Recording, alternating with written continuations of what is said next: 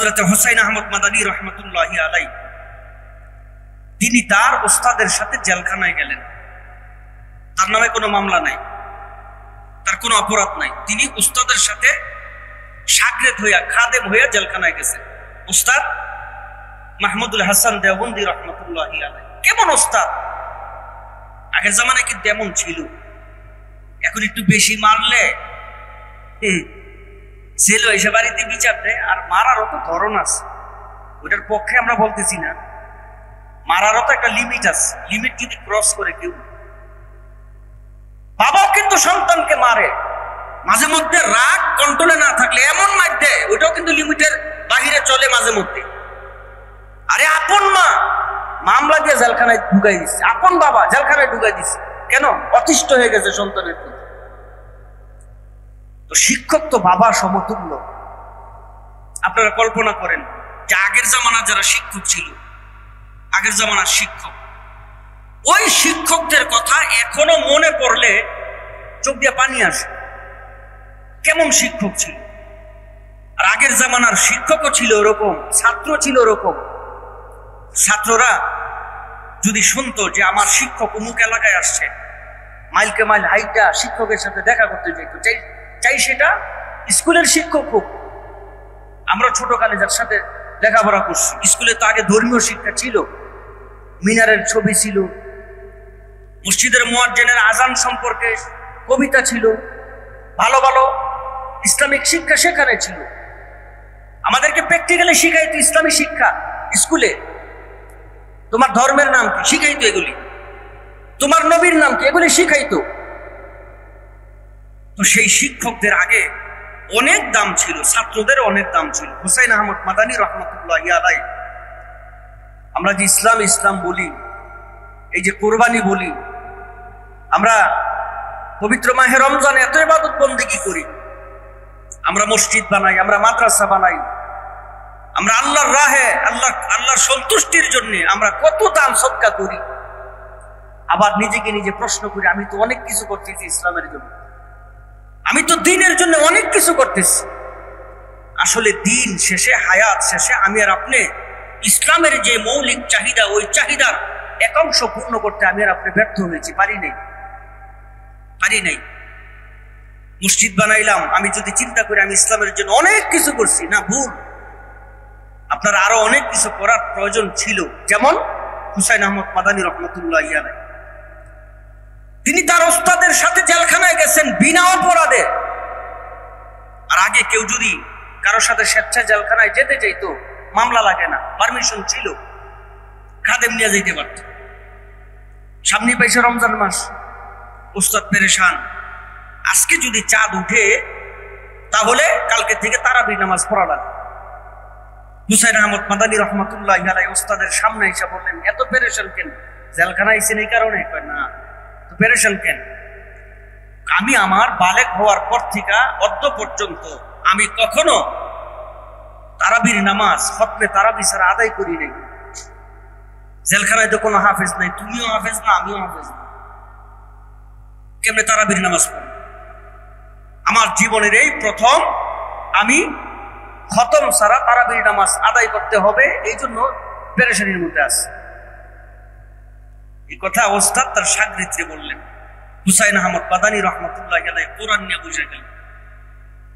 প্রতিদিন এক পারা করে তেলাওয়াত করে আর মুখস্থ করে, সারাদিন যেই পারাটা মুখস্থ করে রাতের বেলা ওই পারা দিয়া উস্তাদের পিছনে রাইখা হুসাইন আহমদ মাদানী রহমতুল্লাহি আলাইহি খতমে তারাবির নামাজ আদায় করে। তাহলে হাফেজ কয় মাসে হইল? 1 মাসে। একদিন এক পারা, 30 দিন, 30 দিনে কোরআনের হাফেজ হয়ে গেছে। জেলখানার জীবনটা ছিল বড় লম্বা, অনেক লম্বা। চিঠি আসছে, এক এক সময় এক একটা চিঠি আসে, চিঠি আসতেছে, চিঠি পড়ে ওখানে কাইন্দে দেওয়ার কোনো লাভ নাই, রবের কাছে বলবে। চিঠি আসতেছে একটার পর একটা, শেষ পর্যন্ত হুসাইন আহমদ মাদানী রহমতুল্লাহি আলাইহি ছোট্ট একটা চিরকুট 2 লাইনের একটা শের লিখলেন, চিঠি লিখছেন। জবাবে জানালার পাশ দিয়া হুসাইন আহমদ মাদানী রহমতুল্লাহি আলাইহি ওই চিরকুটটা জানালার পাশ দিয়ে বাতাসের কাছে ছেড়ে দিলেন। মাহমুদুল হাসান দেওবন্দি রহমতুল্লাহ আলাইহি তিনি বলতেন, হুসাইন এদিকে আসো, আমি তোমার সব কর্মকাণ্ডগুলি ফলো করি, আমি কখনো তোমাকে জিজ্ঞেস করি না জেল বন্দি জীবনে যে তুমি কার চিঠি পাইলা, এই চিঠির মধ্যে কি লেখা ছিল, আমি তোমাকে জিজ্ঞেস করি না। কিন্তু আজকে যখন দেখলাম যে তুমি একটা চিঠির জবাব লেখছো এবং জানালার পাশ দিয়ে তুমি ফেলে দিলা, আমার মনে কৌতূহল সৃষ্টি হয়েছে। কি চিঠি লেখছো, কার কাছে লেখছো, কারে দিলা? হোসেন আহমদ মাদানী রহমতুল্লাহ আলাইহি বলেন, হুজুর এই পর্যন্ত আমার কাছে যত চিঠিগুলি আসছে এক একটা চিঠি খুলে খুলে আপনারে পড়ে শোনাই। ইসলামের জন্য তারা কি করছে, কি ত্যাগ, আর আমার আর আপনার জীবন একটু মিলিয়ে দেখেন কি ত্যাগ, কি করছি আমি আর আপনি ইসলামের জন্য। তাদেরও তো জীবন ছিল। আল্লামা হুসাইন আহমদ মাদানী রাহমাতুল্লাহ আলাইহি বলেন, প্রথম চিঠি যেটা আসছে ওই চিঠির মধ্যে আমার বাবার মৃত্যুর সংবাদ ছিল, বাবা ইন্তেকাল করছে।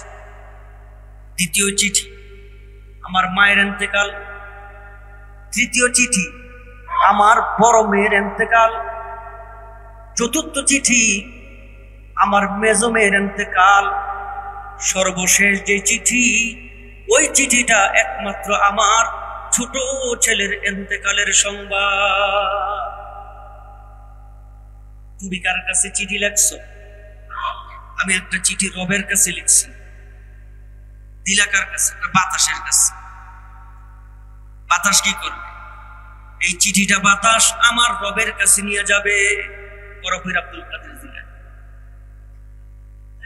এই জন্যই তো বলেন চিঠি বাতাস রবের কাছে নিয়ে যাবে। হুসাইন একটু বলো না, ওই চিঠির মধ্যে তুমি কি লিখছো রবের কাছে? হযরত হুসেন আহমদ মাদানী বলেন, তেরে ইশক মে কো হে গম, তেরে ইশক মে কো হে গম, सर पे लिया अब जो हो तो हो, ऐशो नशा तो जिंदगी छोड़ दिया अब जो हो तो हो, ऐशो नशा तो जिंदगी छोड़ दिया अब जो हो तो हो। একজনও জবান বন্ধ রাখবেন না, সবাই একসাথে বলেন আল্লাহু আকবার। হুসেন আহমদ মাদানী কয়, তেরে ইশক মে কু হে গম, তোমার ভালোবাসায় কুহে গম, গম মানে চিন্তা, কু মানে পাহাড়, পাহাড় পরিমাণ পেরেশানি স্বেচ্ছায় সের পে লিয়া আব জুবু তবু, পাহাড় পরিমাণ পেরেশানি ইচ্ছাকৃত ভাবে তোমার জন্য মাথায় নিয়েছি। ইচ্ছা করে কি ইচ্ছা? আমি জানি আমার পরিণতি হবে, আমি জানি ইসলামের কথা বললে আমার পরিণতি এটা হবে, এটা আমি জানি। যাই না শুনে আমি এই পাহাড়টা, পেরেশানির পাহাড়টা আমি মাথায় নিছি, বুঝা শুনে নিছি, না বুঝা নি নেই। এত সহজ। ওয়াইশো নশা তো জিন্দেগি ছোড় দিয়া আব জো হো তো হো, আমিও পারি আরামায়েশের জিন্দেগি করতে, এটা ছেড়ে দিছি। আমিও পারি খুব শান শৌকতের জিন্দেগি করতে, এটা ছেড়ে দিছি। শুধু তোমার মহাব্বতে, তোমার ভালোবাসায়। এখন নসিবে যা হবার তাই হবে, সব মাইনে নিছি। প্রস্তাব আসে নাই? প্রস্তাব তো আসছে, প্রস্তাব আসছে। এখনকার আর কি কি নির্যাতন? এখনকার নির্যাতন তো নাই। কি নির্যাতন? এখন কোন নির্যাতন নাই এখন। আর আগে আপোষ করার কোনো সুযোগও তো ছিল না। আপোষ করার কোনো সুযোগ নাই, এই অপশনই নাই, আপোষ নাই। ইসলাম দিন, ধর্ম, নবীর কথা বলে, কোরআনের কথা বলে, তো তাকে ধ্বংস করে দাও, শেষ করে দাও, জিন্দিগি আলাগ করে দাও। আজকে বাংলাদেশে আমাদের মাননীয় প্রধানমন্ত্রী কি বলে জানেন? পাহাড় পর্বত এলাকায়, পর্বত্য এলাকায় ওখানে খ্রিস্টানদের মিশন চলতেছে, খ্রিস্টানদের মিশন চলতেছে, মুসলমানদেরকে খ্রিস্টান বানাই দিতেছে রাষ্ট্রীয় প্রধান। এই কথা তো আমরা 20 বছর আগে থেকে বুঝতেছি। এই কথা আমরা 20 বছর আগের থেকে বলতেছি। আজকে বাংলাদেশের যে সিলেবাস, এই সিলেবাসের কথা তো আমরা আজ থেকে 22, 23, 25 বছর আগের থেকে বলতেছি। শিক্ষা কমিশনে হিন্দু, মুসলমানের দেশের শিক্ষা কমিশনে হিন্দু না। হিন্দুদের জায়গা আছে, ওরা করবে, অবজ্ঞা করিনি। দেশে হিন্দু আছে না, হিন্দু আছে। যে আমরা যারা বলি এটা মুসলমানের দেশ, মুসলমানরাই বসবাস করবে শুধু, না, কে কইছে এটা?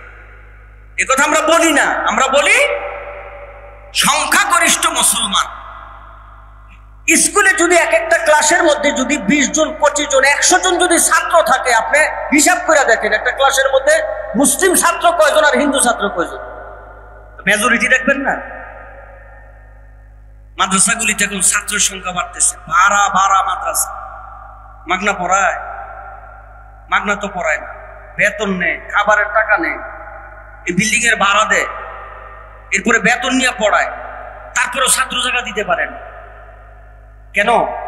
কোন মুসলমান তার সুস্থ মস্তিষ্কে তার সন্তানকে নাস্তিক্য শিক্ষা দিবে না। সে আইন মানতে পারে না, বলতে পারে না, কিন্তু আমি আমার সন্তানকে নাস্তিক্য শিক্ষা দিতে পারি না, এটা অসম্ভব। এই জন্যে ইসলামের জন্য যদি আমি মনে করি যে আমি অনেক কিছু করছি, এই কথাটা ভুল। আমি লক্ষ লক্ষ টাকা দান করি, এই কথাটা ভুল। আমি মসজিদ বানাইছি, আমি মাদ্রাসা বানাইছি, আমি এই করছি, আমি সেই করছি, আমি অনেক বড় কুরবানি দিছি, না, এই কথাটা ভুল, সম্পূর্ণ ভুল এই কথাটা। ছোট্ট গুহার মতো নবীজি সেখানে আশ্রয় নিচ্ছে। এই জায়গা যদি বাংলাদেশের কেউ পাইতো, এই জায়গার পাথর যদি আনতে পারে, পাথরের ঠেলায় তো বাংলাদেশের মানুষ কুলায় না। ভালো ভালো ওয়াজ করে দিকে বলতেছি, এত ভালো ভালো কথা দিয়ে মানুষ শুনে না। আর যত আজে বাজে ওয়াজ আছে না, আজে বাজে জিকির, আজে বাজে ওয়াজ, এগুলি ভাইরাল হয়, এগুলি ভিউ হয় বেশি, ভালো কথা ভিউ হয় না। ঘটনা কি? এদেশের মানুষের রুচিতে সমস্যা আছে, রুচিতে সমস্যা। লাগাইছে লাল নিশান, নিশানটা লাল, লাল মানে কি? বিপদ সংকেত। আপনারা তো নিশানটা নাই জানাই দিচ্ছে, এটা কিন্তু বিপদ সংকেত, নাইও না, ইমান আকিদা সব নষ্ট হইব। এরপর আমরা যাই, আপনার আকল কি বলে? আকল বলে ছেলে মেয়ে একসাথে জিকির করে, এটা না যায়, জায়েজ নাই। মহিলারা জিকির করবে একসাথে, এটা জায়েজ নাই। আকল বলে, ইসলাম, কোরআন, হাদিস এটা বহু পরে। আবার আমার আকল কি বলে? আমার আকল বলে এটা জায়েজ নাই। তো মানুষ সেখানেই যায় বেশি, সেখানেই মানুষ যায় বেশি। নিষিদ্ধ জিনিসের প্রতি আকর্ষণ সেই মানব স্রষ্টার প্রথম যুগ থেকে আসছে। নিষিদ্ধ জিনিসের প্রতি আকর্ষণ। রব বলেন কাছে যাইবা না, রব বলেন ধরবা না, রব বলেন খাইবা না। ইবলিস কি কয়? যাইয়েই দেখো না, তৈরেই দেখো না, খাইয়াই দেখো না। রব তো স্পষ্ট বলেই দিছে, যাইবাও না, ধরবাও না, খাইবাও না। আর ইবলিস কি বলে? যাস না, ধরস না, খাস না, দেখ তারে জিগায়, রবের না জিজ্ঞেস করে, আরে জিজ্ঞেস করে, যাইলে কি হইব, ধরলে কি হইব, খাইলে কি হইব। তুই আর এই জান্নাত থেকে জীবনও বেরোবি না। এই যে সুখ শান্তি, এটা তোমার স্থায়ী হয়ে যাবে। জিজ্ঞেস করার দরকার ছিল রবকে। সেজন্যে 350 বছর পর্যন্ত বাবাও কানলো জমিনে, মাও কানলো জমিনে, কান্নাকারি করে। এরপরে শুধু তাই, হাসরের বিচার শুরু হওয়ার আগে মানুষ কান্নাকারি করে বাবার কাছে যাবে, আদম আলাইহিস সালামের কাছে। বাবা, আপনি আমাদেরকে একটু আশ্রয় দেন। রবের কাছে বলেন যে বিচারটা যেন শুরু হয়, এই অপেক্ষা আর সহ্য হইতেছেন, একটু আল্লাহ পাকের কাছে সুপারিশ করেন।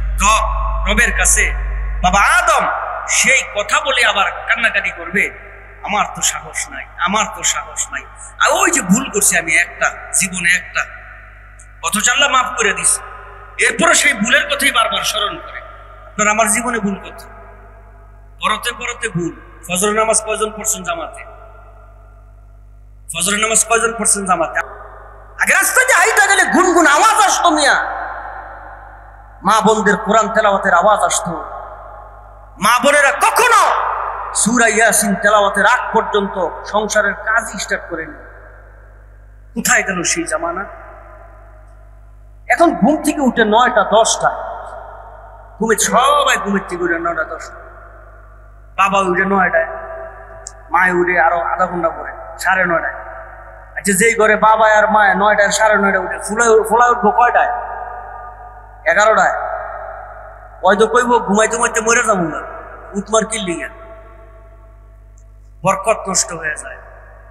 হাসির জন্য বলিনি, বরকত নষ্ট হয়ে যায়। আপনাকে মনে আছে, আপনাকে দাদিকে কথা মনে আছে, আপনাকে প্রবীণ মুরব্বীদের কথা মনে আছে? ঘুমাইতে পারতো না, শেষ পর্যন্ত কি করতো? তো খেতা টেতা সরাইয়া চোখ ডলতে ডলতে মসজিদে যেত। মসজিদে গিয়ে আরেক খেতা ইমাম সাহেব কয়টা বাজে, রক্ত শেষ, হেনে পারেন এনে তো পারবো। ইমাম সাহেব কোনো কথা কেন, অক্ত মুক্ত নাই, নামাজ আল্লাহ দেখে আল্লাহ কবুল করলে কবুল না করলে নেই। তো হুজুরকে অজু আসেনি না, নামাজ হুজুরটা পুরালো, পরে যায় উজু করতে। সেই সোনার ইতিহাস, সেই সোনার সমাজ, সেই সোনার সংসার, ইসলাম যেন মদিনার দিকে বিদায় হয়ে গেছে।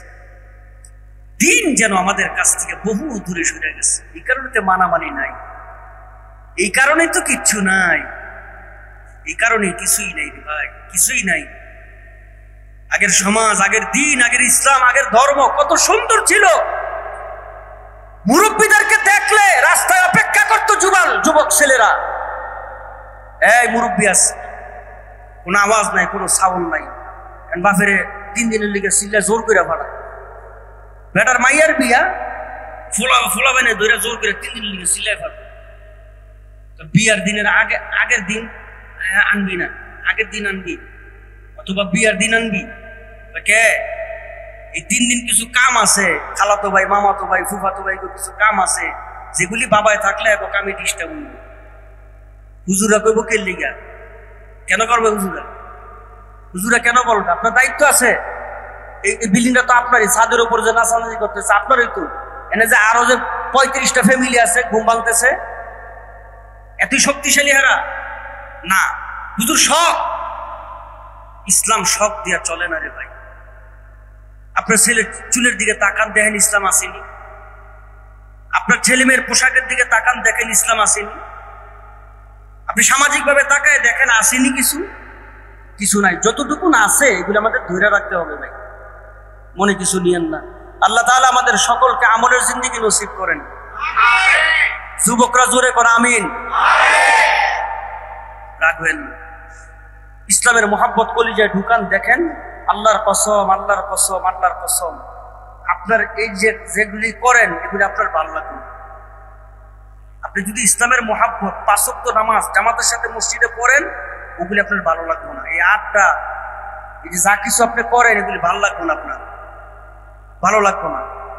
তাকাইলে দেখা যায় সাদা সাদা দাড়িওয়ালা মুরব্বীগুলি মেহেন্দি দিয়া কি সুন্দর লাল করছে, কি সুন্দর লাল করছে, মেহেন্দি দিছে, চুলের মধ্যে মেহেন্দি দিছে, নবীর সুন্নত। আপনার ফোলার চুল তো লাল, আপনার ফোলার চুল তো সাদা হলুদ, কি জানে চুলের মধ্যে কি সমস্যা? এরশাদ সরকার আমলে শুনছে যে মহিলা পেট পিট ভাওয়ায়া চলতো, আলকাতরা মেরে দিত, দিয়ে দিত। পারি না আমরা। তবে আমাদের ছেলেরা এত খারাপ না, তাদেরকে শাসনে আমরা রাখতে পারি নাই। বাপের কাছে তো ভাল লাগে, আমার পোলা ছেলে কি সুন্দর করছে, এছাড়া কি করবো? এই টাকাটা যে নিয়ে যে লাল করে আনলো, সাদা করে আনলো, তো বাবার থেকে টাকা নিছে, টাকা তো বাবাই দিছে। বাবাই যদি টাকা না দিত ওর চুল তো এরকম সাদা হইতো না। আরে বেটা, তোর চুল তো আল্লাহ সাদা করবো বয়স হইলে, তুই অল্প বয়সে এমন করলি কেন? আর এগুলি কাটিং চুলের এন্দা সব সাইডে উঠে দিতে চুটিয়ে দিস।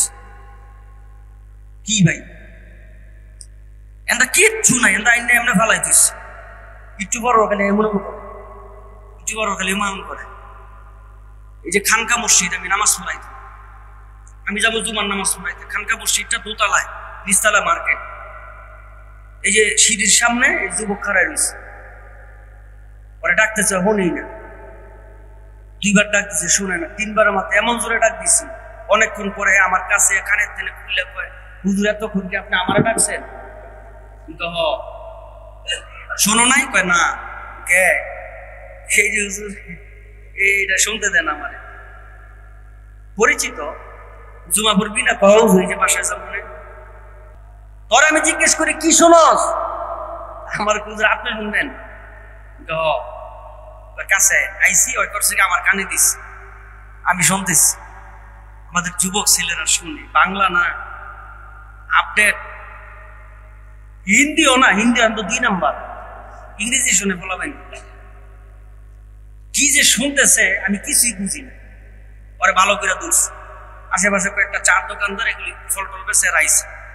হুজুর কি আমি কারে না, এরা মনে করছে আমার লোক ঝগড়া লাগবে, কারে না, মহব্বতের ঝগড়া।